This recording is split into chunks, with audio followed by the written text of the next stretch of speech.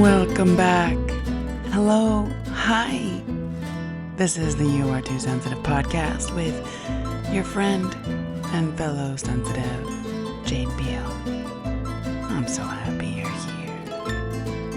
Before I even begin, I want to ask you a favor. Dear friend, will you please go like this podcast? Give me a 5-star review on Apple Podcasts and maybe leave some words on Apple Podcast or on Spotify.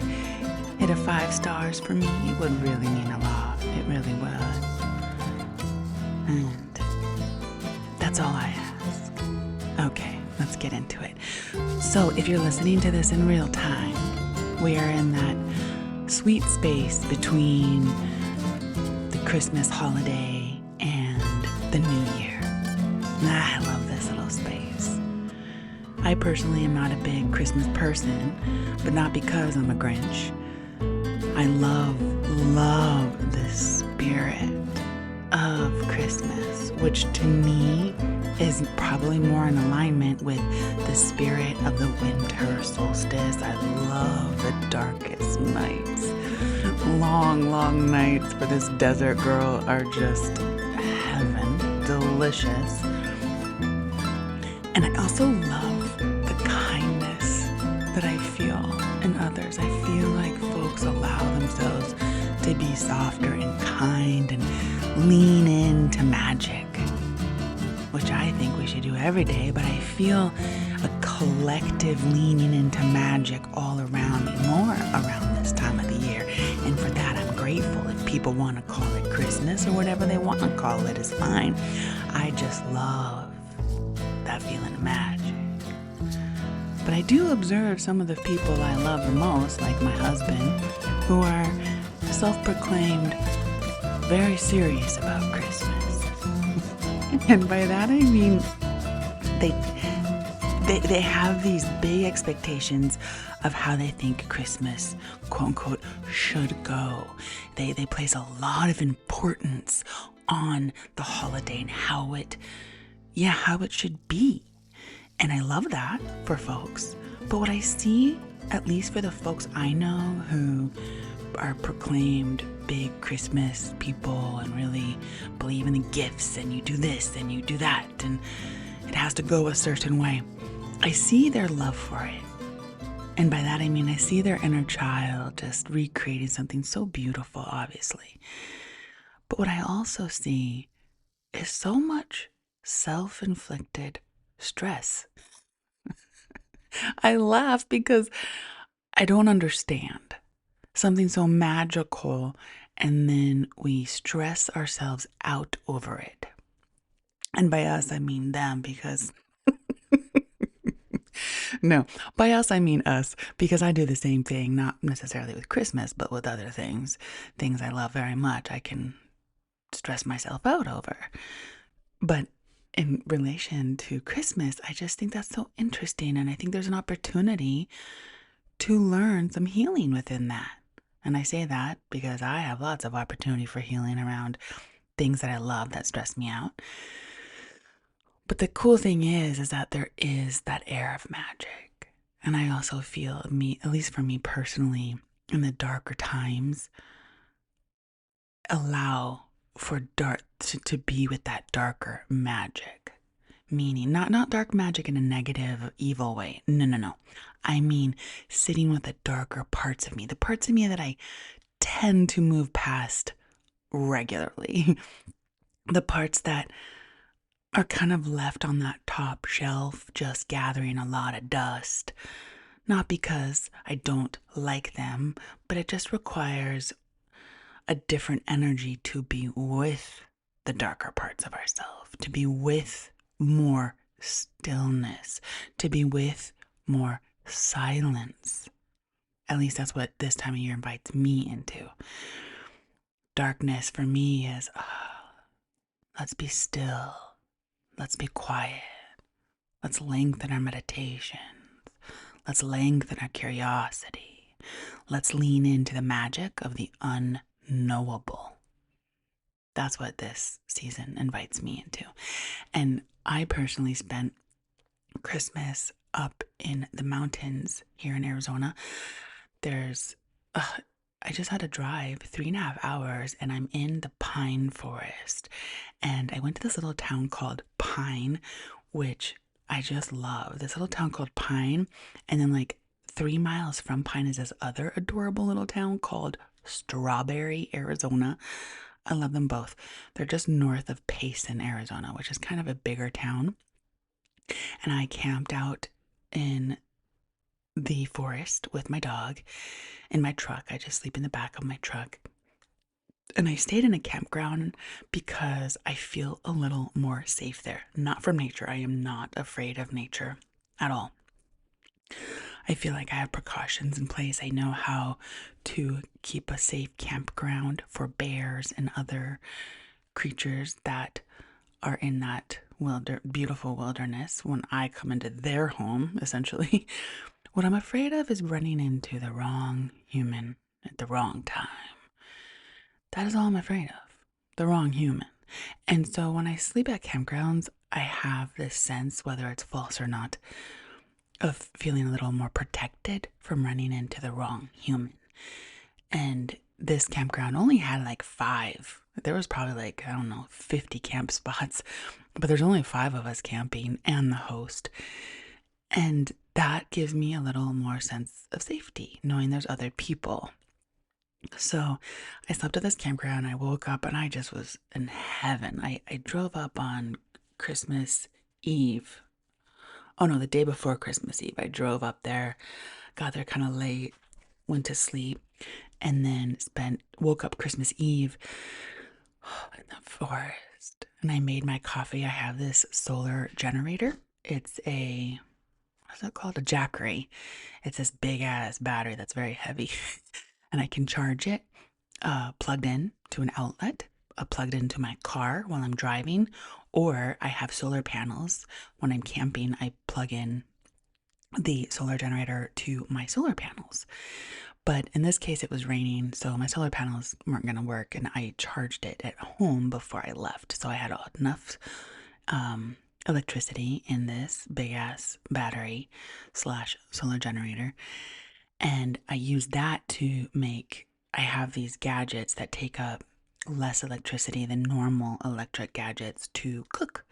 And I have a little coffee pot and a little, like, 3 pans that can go on this little thing. It's kind of like a hot plate, but only meant for those things. For those 3 pans.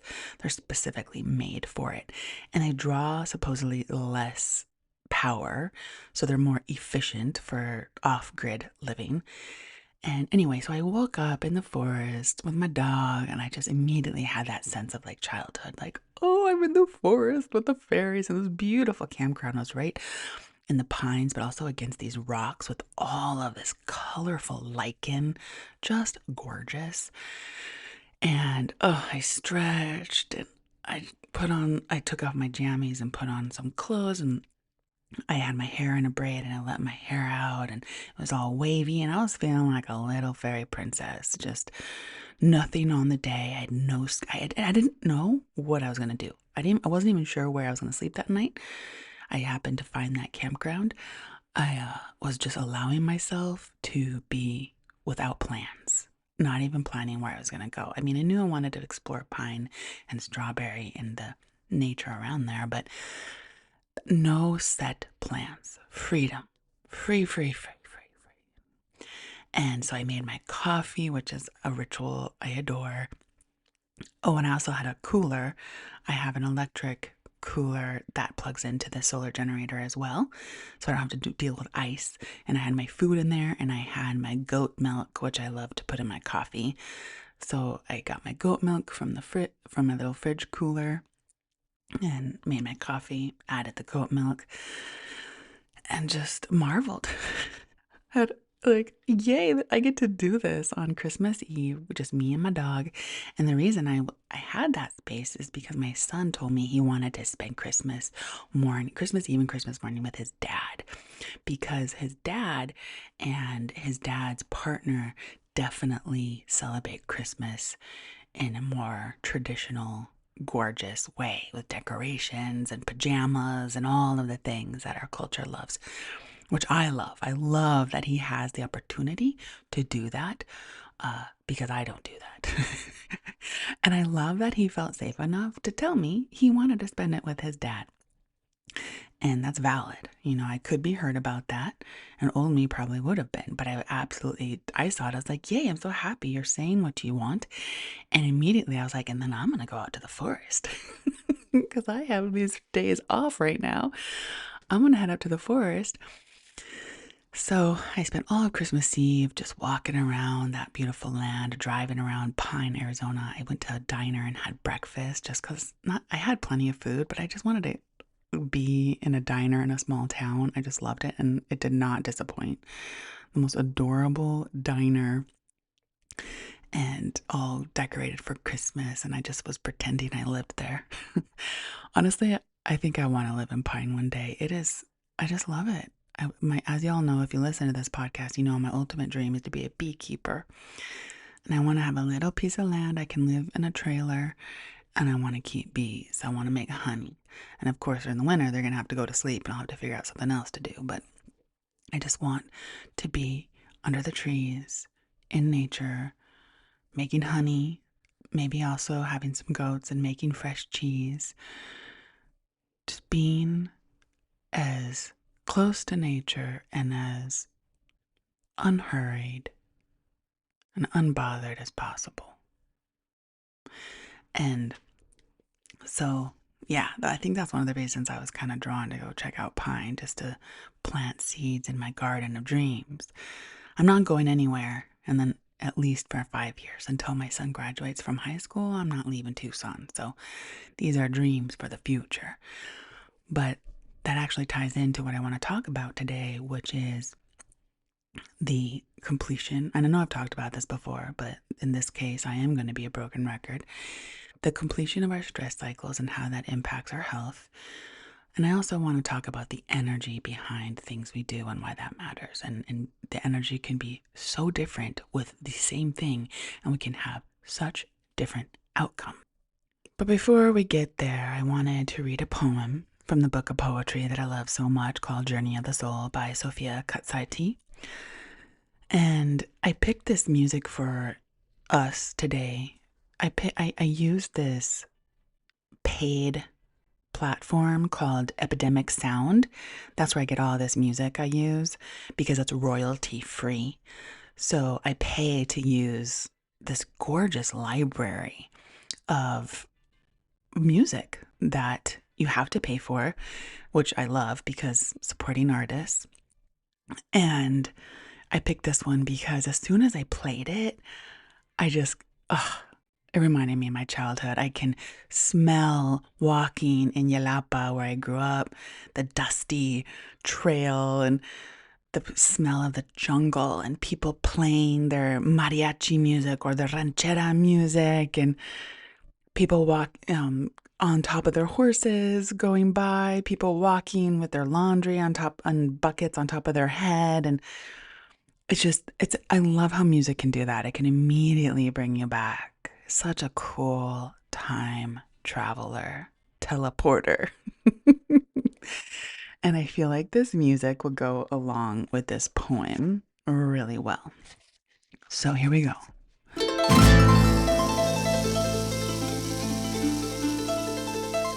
Changed. Were you told that peace begins in pain? Before it softens you, it first takes you apart. It kneels you to your own darkness until you can meet its gaze without trembling. True peace is not the stillness that mimics calm, but the one born of walking through fire without flinching. It cannot be chased, for it only comes when you are no longer running. The path to peace is not gentle. It strips illusion bare, places a mirror in your hands, and walks you barefoot over the wreckage of what once felt safe. I'm gonna read that again. The path to peace is not gentle. It strips illusion bare, places a mirror in your hands and walks you barefoot over the wreckage of what once felt safe. And once you have risen on the far side, you remain as yourself, yet not the same. Your eyes have altered, and the world they behold. Your silence has deepened, and the way you listen. The hunger for what surfaces falls away, taking with it the bonds that fed on them. It is not withdrawal, it is that you have bathed in an abyss most dare not enter. Now when you speak, your voice carries the weight of what few have borne. You hold presence in places most hurry past, and you are fluent in a language few are willing to learn. But here's the truth. We carry everything we have lived in the space between our words and in the way our presence stands without speaking. Those who met you feel it, even if they are yet to understand it. Depth leaves an imprint after which not everyone stays, but none leave untouched. Peace is what endures after you have met yourself fully in all of the terrible beauty. You did not survive the fire to emerge unmarked. You survived to carry its heat where the winter is longest. That is from the book Journal of the Soul by Sophia Katsaiti. One of my all-time favorite books, or at least right now it is my favorite. Because what I would desire to speak about today, which is pretty much what I want to speak about every week, is learning how to embrace pain. The energy behind which we do things. And instead of turning away from the darkest parts and the hardest parts and the most painful parts, turning towards them with curiosity, with patience, some days a little more brave than others, and seeing what magic lays beyond that. And to me, the two things that I was really contemplating this morning during my morning meditation and stretching and breath work was how two things, at least for me, really go hand in hand. And I know I've talked about this before, but I feel like there's always opportunity to hear it differently. And so first is this understanding of how it is to be a modern human for everybody, but especially for those of us who feel things deeply, who maybe our soul is very rebellious against the social construct that we were born into and just sort of inherited as quote unquote truth. And our ancestors, I don't know how long ago, but even a couple hundred years ago, the stress cycle and its completion were so different than us modern humans right now. And what I mean by that is this. As we've talked about before, our nervous system's main job is to detect if we are in danger or if we are safe. We have that parasympathetic nervous system and the sympathetic nervous system. Safe or danger. And that's about it. And that has served our ancestors well because the danger was visible. The danger was a problem that had a solution, whether it was being chased by a bear or some predator, whether it was famine, whether it was anything that threatened survival. It was a visually understandable predator. It is a bear. It is famine. It is my house burned down. It is my child is sick. It is a very understandable danger. And a lot less of the invisible dangers that, well, they're not actual dangers, but what our nervous system interprets as danger, which are mostly invisible in this modern day, and which accumulate rapidly as a modern human.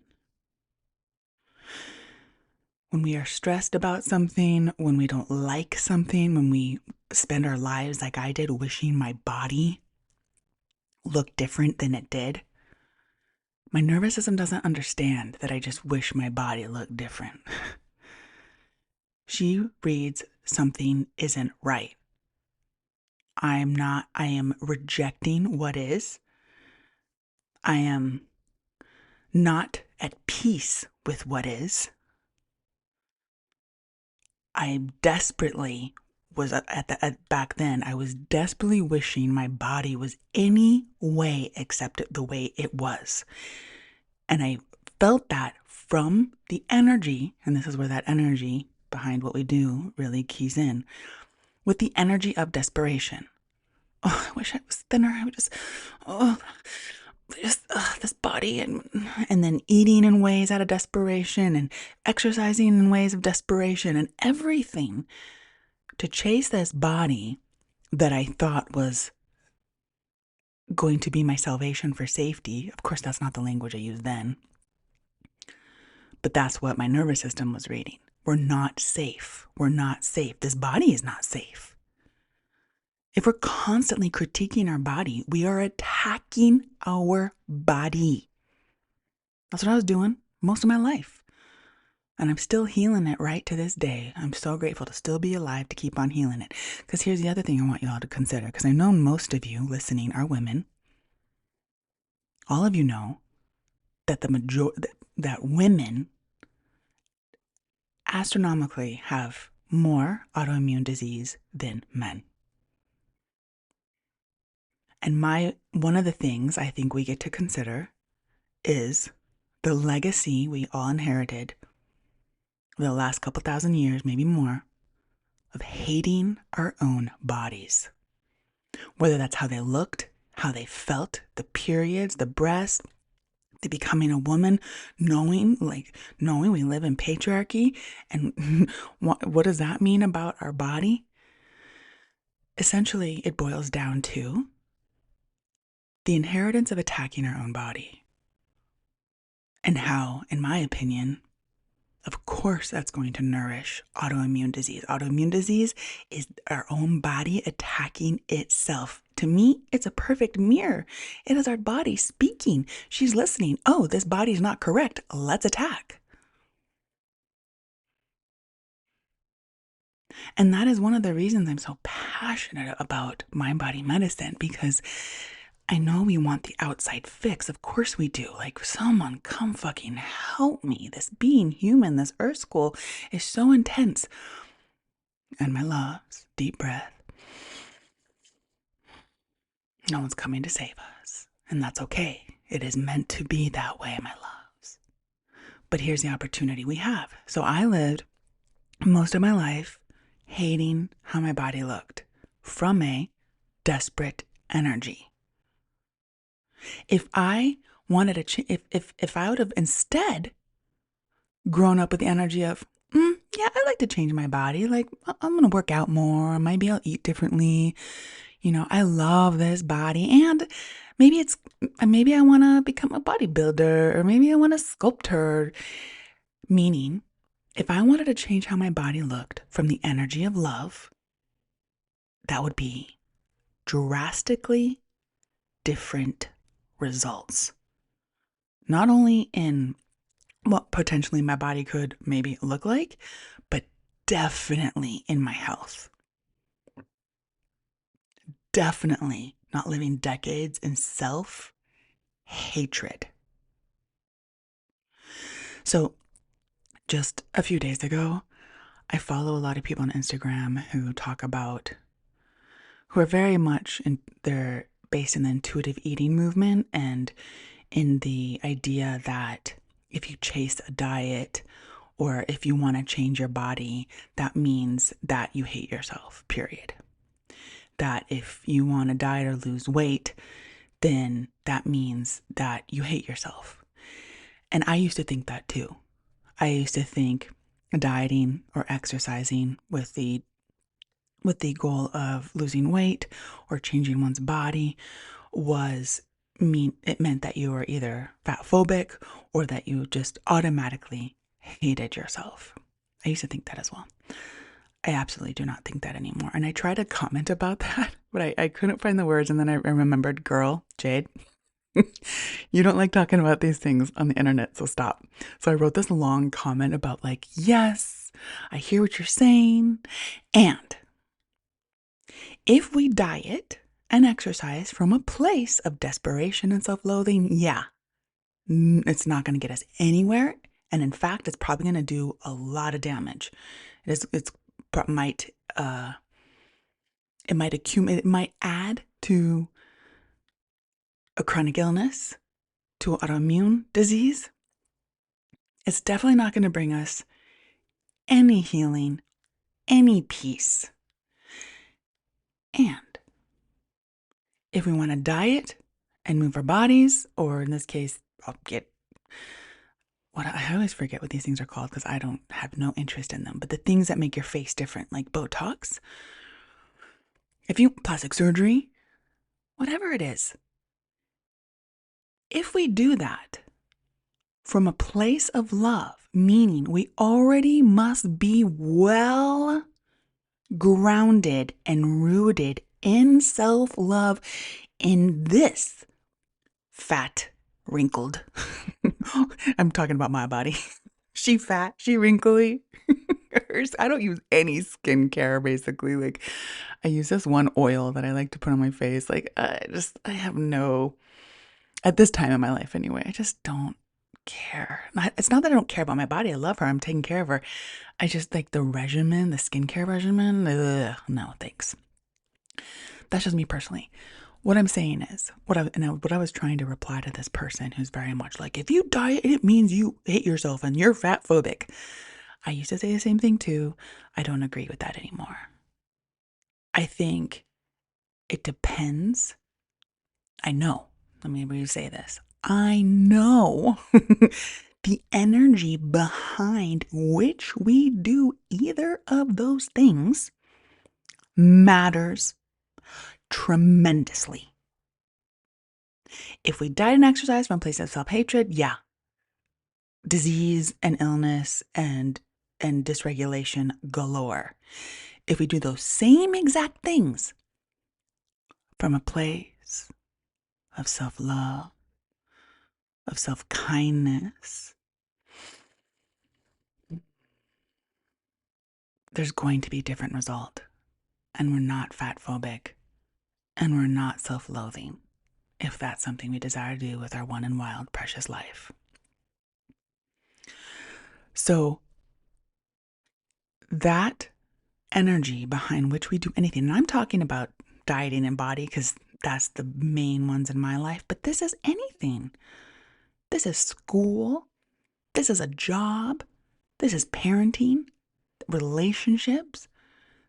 This applies to absolutely everything we do in our life. What energy are we coming to these things?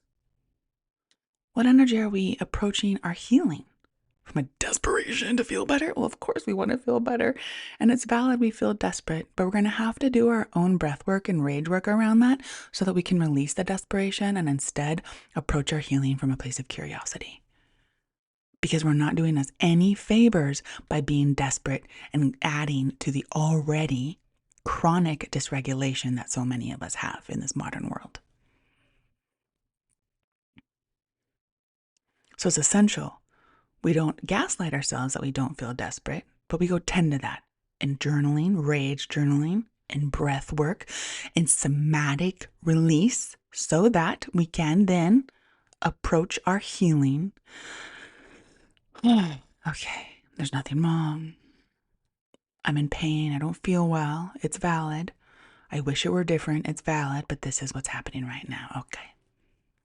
Radical acceptance of what is. But we can absolutely not just gaslight ourselves into radical acceptance.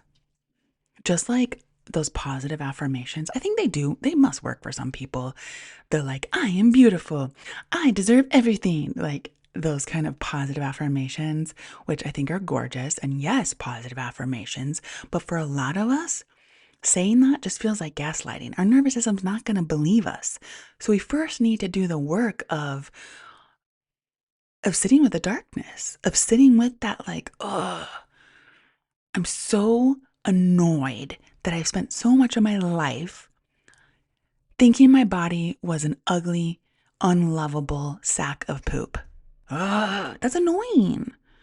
And I can't gaslight myself and like, I am beautiful. Now, I am beautiful. But this idea that I can just positive affirmation myself into liking what I see in the mirror is going to lead, at least for me, to disappointment. Because why? Because the fact is, I have a lot of grief that I don't like what I see when I look in the mirror. And that has been for most of my life. How sad. A lot of grief for that. I wish it were different. I do. I wish I didn't feel that way. I'm also very mad that I've spent so much of my life feeling that way. Okay, so I somatic release that. I rage about that in my journal. I let that out.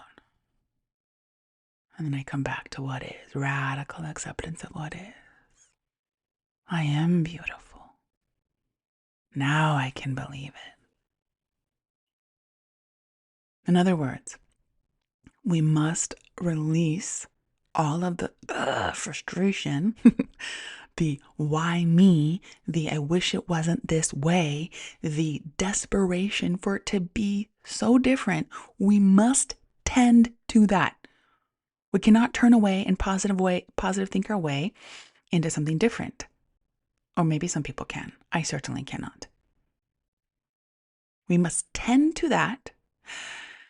And then, okay, radical acceptance of what is. And I'm going to give you another example. This morning, I woke up. Oh my goodness. Last week, I was hiking up in the mountains before I went up to Pine and Strawberry.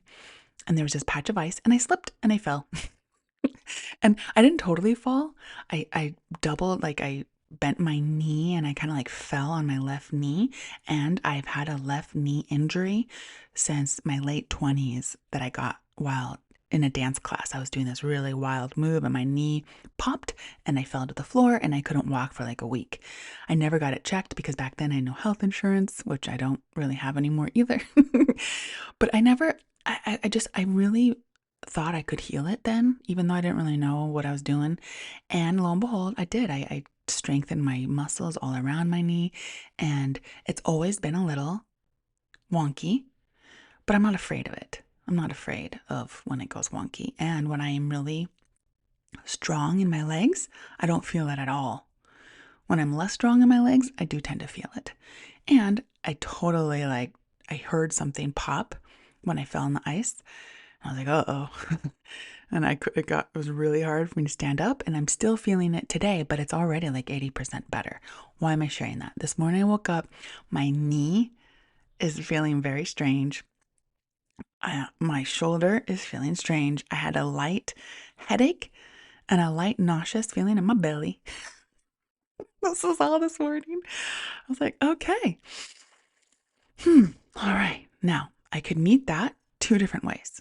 Oh my God, getting old is so annoying. Oh God, getting old is so painful. This is just how it is. Or like, oh no. Or another energy could be, uh-oh, what's wrong? What's wrong? Why do I have a headache? Why does my stomach hurt? Oh no, my knee. Am I going to be able to do the photo shoot I need to do later in the desert? That used to be me. Fear. Feeling my pain and then really afraid of how that was going to affect my day and my survival, meaning how I was going to do my job. So instead, though, What I know to be true is being human is often painful. I'm not afraid of it. It's annoying. But I'm going to breathe into it. And I'm going to meet it with kindness. I'm not going to attack it. I don't want to invite in more self-loathing and more like, why are you like this? Or why me? Why am I always in pain? No, no. Of course I'm in pain. My knee. Yeah, I kind of chuckled. I was like, that was an epic fall on the ice. And I put my hands to my knee and I was like, I love you, knee. Thank you. A little hand on my shoulder. Oh, shoulder. Thank you for speaking. I hear you. It's all safe. And then I went downstairs and made my coffee. And while it was brewing, I laid down with my physio ball and I put it behind my neck. I lay down on my back on the floor on my little fake sheepskin rug. And I put the physio ball behind my neck and I just moved back and forth. I moved my head and I was basically giving myself a little self massage with this physio ball. Breathing. Oh, thank you. I hear you. I hear you, precious neck. And I spent a good hour just moving and breathing and saying, I hear you. I believe you. It's safe to feel however we feel. I did some hip opening stretches. And then after probably like 45 minutes, something popped and I started to feel euphoric. And this like euphoria started pouring. I was like, okay, good job. And right now my knee still hurts. My shoulder still kind of aches. It's achy. Yeah. It's not because I'm getting older. It's not because something's wrong. It's not, I'm not afraid of how it's going to affect the work I need to do. Being human is painful. But it doesn't need to be center stage.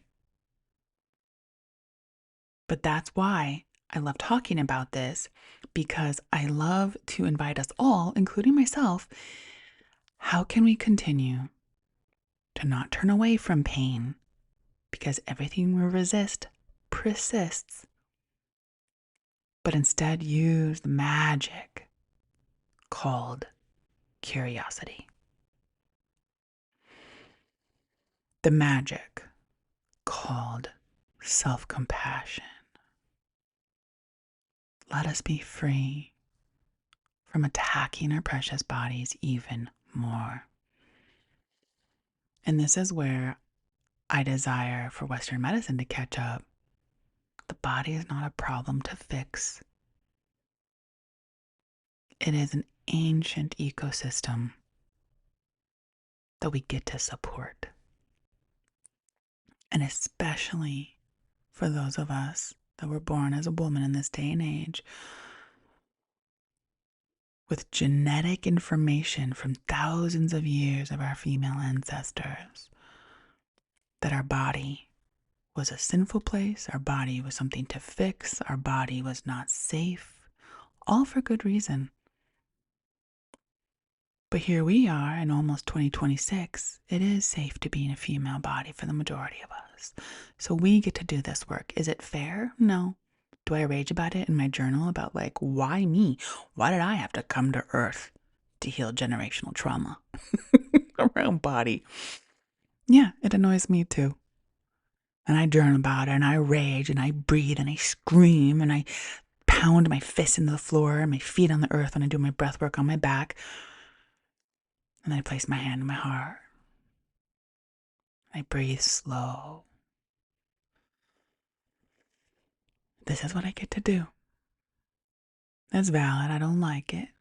This is what I get to do. I'm not afraid. There's moments I'm afraid, and then I remember. Remember, we have the reaction, but then we have the action. Our reaction of is valid, but let's not live in there. Let's recognize the and then shake it out. Take out our tongue. Wait a minute. Yeah, this hurts, and I'm safe. I'm scared, and I'm safe. I don't know what to do, and I'm safe. I don't know the solution here, and I'm safe. And so, coming back to what I originally was talking about, completing the stress cycle. completing the stress cycle for our ancestors, like I was saying, with an actual danger that we could perceive, our ancestors were able to complete the stress cycles a lot better than we are in our day and age, where the stressors are invisible. The stressors are so many things. Depending on our personality, depending on our sensitivity, depending on our personal triggers and the ones that we inherited from our ancestors. The thing is, it doesn't matter. We don't have to know what the thing is. What is it? What is it? What is the invisible danger? We don't need to know, my loves. We don't need to know. We don't need to know. But if we do not complete it, if we do not come to that, okay, I'm safe now, then we just keep stacking stressor on top of stressor on top of stressor on top of stressor until our reservoir overflows and we get really sick, we get bedbound, our body can no longer function. So we do not need to know what the stressor is, even though I know if you're like me, I need to know everything. Well, maybe it's my husband, maybe it's this, maybe it's that and this and this. Probably all those things. But the cool thing is, we don't need to know. But we do need to complete the stress cycle. Meaning, the stress happens, we realize, all right, we're safe. Our ancestors got chased by a bear, made it to safety. That's a complete stress cycle.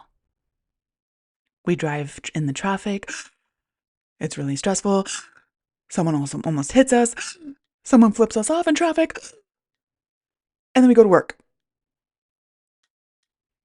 There's no completion to the stress cycle there, unless before you get to work, you sit in your car and you bang out your feet. You give yourself an opportunity. You don't have to sit there thinking, was it the guy who flipped me off or was it the guy that almost hit me? We don't need to know. We don't need to know. What we do need to do is offer a stress completion. We're safe. Shake it out somatically.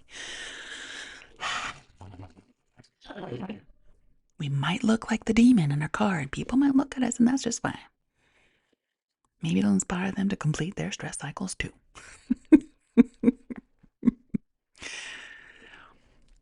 But often we don't have the chance to do that in our cars because we're going. At least I don't. So I have to make space for myself to lay my ass down and to do my breath work and to do my somatic release, tongue out. Usually I like to do my breath work to music, as y'all know. Vigorous breath work to really complete that stress cycle for me. Because if we have stacked stress and wanting to only tend it with calmness, at least for me, doesn't work.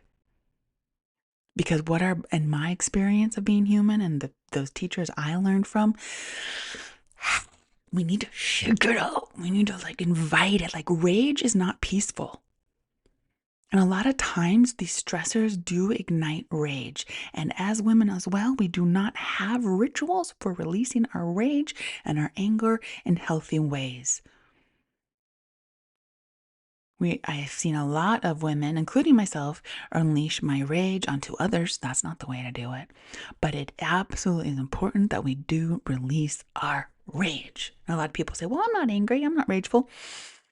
I hear that. I ask you to be more curious. And even if you don't think you're angry and rageful, can you just be curious and have a little rage ritual for a month? Even if it's just this blind faith that you're opening the door for rage to exit your body, even if you're not aware of it. It has not been safe for women to be angry for thousands of years, my loves. Thousands of years. And so inviting our bodies to somatically shake your hands, stomp your feet, take the wisdom of toddlers and have a damn tantrum in the aisle of Walmart. Toddlers are unafraid to somatically regulate anywhere. No, we don't have to do it in Walmart. I wouldn't recommend it. I do recommend in the safety of your home. If you're worried about how other people are going to hear you, because I need to scream, you can use a pillow, or you can just say, hey, I'm going to get loud for a minute. Everything's fine. I'm just doing some somatic release. No worries. Allow that ancient part of ourselves that has no English language to complete her stress cycle. It might feel weird. It might feel a little scary. But I tell you, meditating and gentle breathing our way, at least for me, is not the way we can complete our stress cycles, usually. But it is important, very important, after we complete our stress cycle of like shaking and allowing the inner swamp lady to fully express herself, to then follow up with, yes, gentle breathing meditation. We're safe. We're safe. It's very important to follow up with that. You don't want to just unleash Swamp Lady and then get up and go to work. You want to unleash Swamp Lady and then, okay, that's enough for today. Now we're gonna, it's almost like the slow breath work is then like placing your hand to your heart and kind of closing the door. We open the door to allow the rage to exit, or the anger, or the incomplete stress cycle, whatever you want to call it. We open the door to let it out, and then with the slow breathing, we close the door. And we can even visualize surrounding our body in protection. Surrounding our bodies in the highest frequency of love, which brings tears to my eyes. Our spirit guides and all of our loved ones on the other side that are holding energetic love for us get so excited when we tap in to that frequency of surrounding this body in love, surrounding this body in protection, and remembering that we are divinely guided. We are divinely guided even the hardest of days. No, we don't have the solution, and I still don't feel good today, maybe, and I'm divinely guided. You don't have to believe me that you have spirit guides with you right now who love you. I used to really reject when people said that. I understand. But as a 46-year-old who now fully has opened the door to the divine, to the high frequency, to the love spirits, and being divinely guided and helped by them, I tell you, you are so loved by your light guides. You are so divinely guided. Oh, it made me cry. So that is the duo I want to leave y'all with today. Is the continuation of completing our stress cycles. And that looks a little different for all of us. What is your ritual? And can you create some space to tend to it? If you're in a really bad way, if you're bedbound or not well, you're going to need to do this daily. If you're like me and you just like experience pain here and there, I don't need to do this work daily anymore. But when I get really unwell and I'm like not feeling well, yeah, I got to do rage work, rage journaling. 3-year-old tantrums I must do daily, followed by gentle, loving kindness, breath work, and meditation. Daily. Because we must commit to emptying the reservoir. When we're really, really unwell and we cannot leave our house or the bed, we must tend to our precious, ancient body with curiosity, bravery, and patience. And willing to go maybe where we never have gone before, like inviting Swamp Lady to speak, opening the door to release repressed emotions, release generational trauma, release. We don't even need to understand it, we just can release it. But it takes time and commitment. And for most of us, it's hard to commit to that because it's like, what? This is so weird. I just want someone to come fix me. Valid. Valid.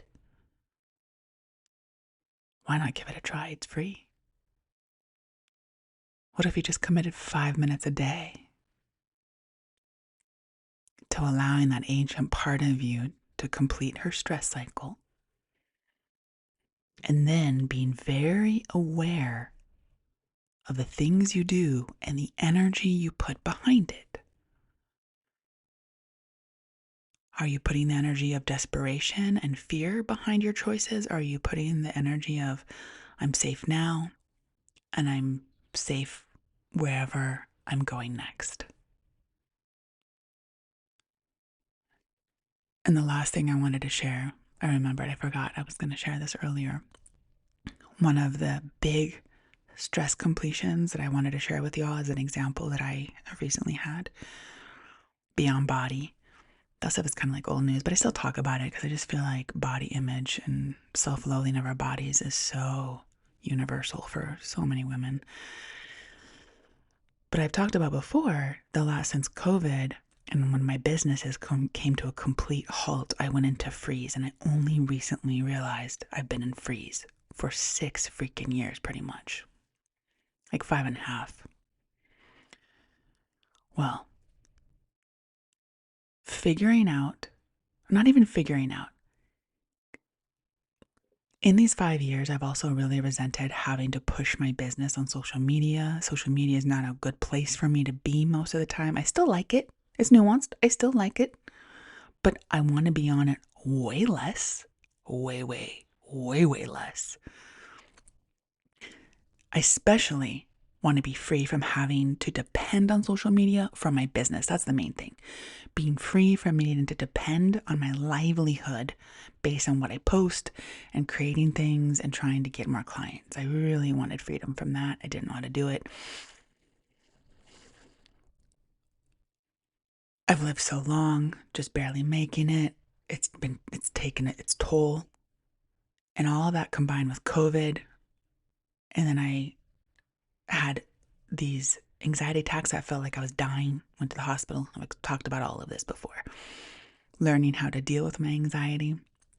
Well, since I decided to go back to school back in, what was that, late October, and become a nurse, it's like a light switch went off in me, y'all. Brings tears to my eyes. Because I completed a stress cycle. I've been so afraid of how to make it. I've been so exhausted from needing to be a slave to the algorithm to get business.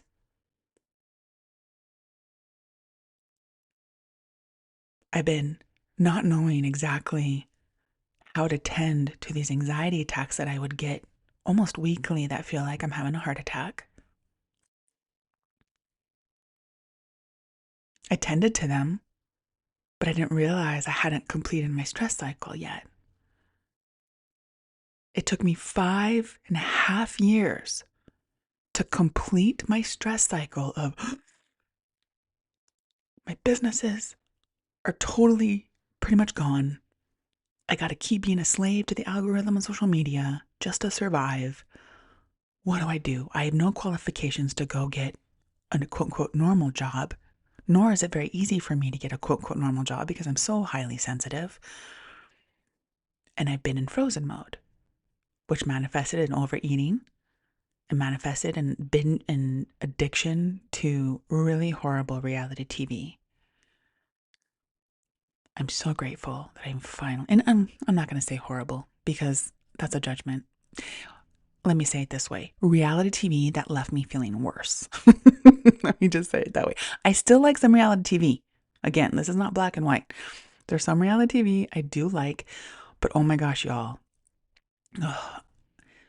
Okay, this is what I wanted to say though. So when I decided to go to back to school because I had the Pell Grant and then there's money for me to go study something new.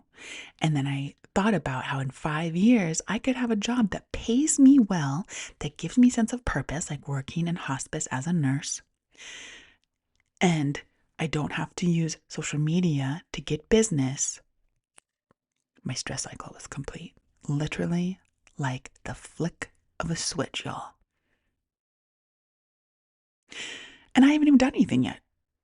I haven't even gotten the schooling. Maybe I won't go to the schooling. What if I somehow someone offers me to go be their beekeeper on their land? I mean, yeah. If someone offered me to be a beekeeper or to like tend to their land or something, like, yeah, I would immediately go do it.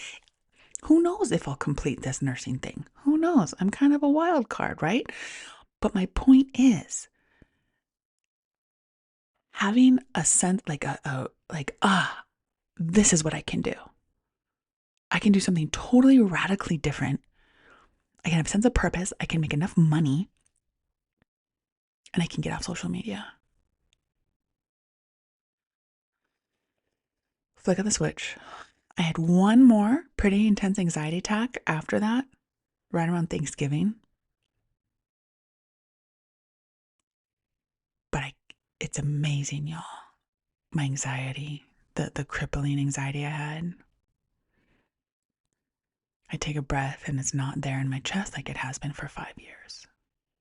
My desire to go binge the reality TV that doesn't make me feel good isn't there. I don't want to watch it. It's like, ew. I'm feeling connecting to old parts of myself, meaning like the creative me and the parts that I've missed. Like the one that I woke up to on Christmas Eve out when I was camping, like that part that like so excited, just that full joy just to be in nature drinking coffee. That's it. Because I'm not afraid. I have a plan. So that is an example of a 5-year stress cycle completion. And the benefits I'm experiencing in my body are already massive. And nothing has changed. Nothing has changed from the day before I made the decision to go back to school to now. Like I haven't even started school yet. It starts in a couple of weeks. I haven't even started. But I've started visualizing that person that I'm going to be, a person who's completely free from worry about bills and survival. And as I visualize that person, I become that person, and I am that person right now. I have the same amount of money that I did a couple months ago, but I have this sense of peace that is so different. So I share that to express completing our stress cycles. They're both small and big ones, small and big ones. It's not just one thing. I'm constantly completing little stress cycles, or who knows? I mean, I don't even have to call them little, but I was unable to complete this one for 5 years, but then I did, and like a shock, like a flick of the switch. Okay, I'm safe. I'm safe. I have a plan. And I don't even need to act the freaking plan, y'all. Because the switch has been flipped. And I have tons of work and everything is fine. And I'm going to go to school and I am so at peace with it all. So I want to leave you with curiosity about your own stress cycles. Maybe I'll say it this way, because my teacher, Nicole Sachs, she always classifies trauma as like big T and little t trauma. Maybe we could classify this as big S and little s stress completion. We have little s stressors and big S stressors to complete. And we have more awareness to bring to everything that we do.